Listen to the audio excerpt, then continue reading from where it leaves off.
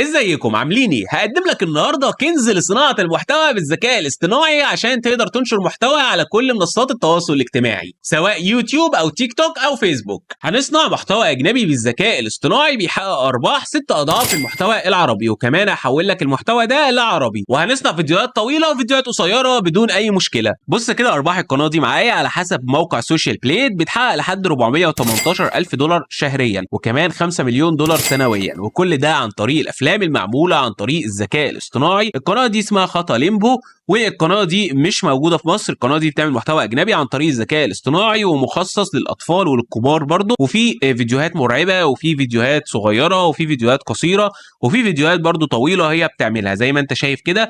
انا هخليك تعمل محتوى زي ده عن طريق موقع واحد بالذكاء الاصطناعي هشرحه لك النهارده. انا بديك ده كمثال لناس وصلت للقمه عن طريق محتوى مصنوع بالذكاء الاصطناعي.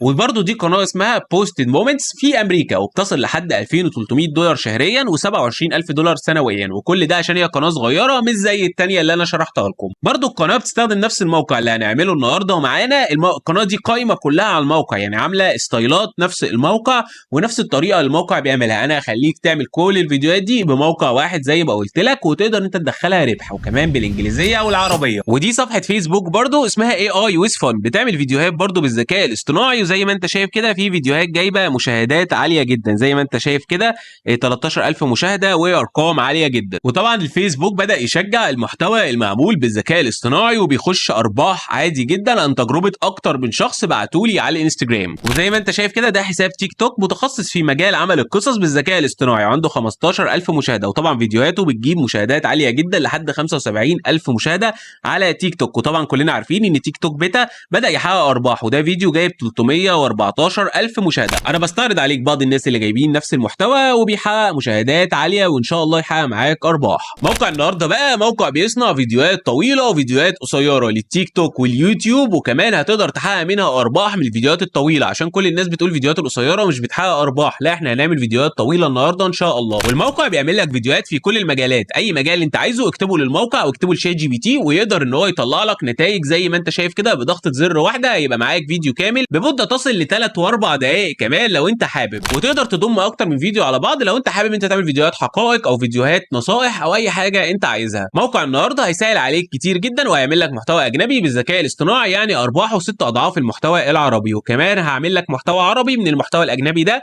وهنشوف مع بعض ازاي عملت كده بكل سهوله في الفيديو بتاع النهارده. لو فتحنا مع بعض جوجل عادي جدا همشي معاك خطوه بخطوه، وكتبنا motion.com وعملنا بحث، هيظهر لنا اول نتيجه هنختارها، ده الموقع اللي احنا هنشتغل عليه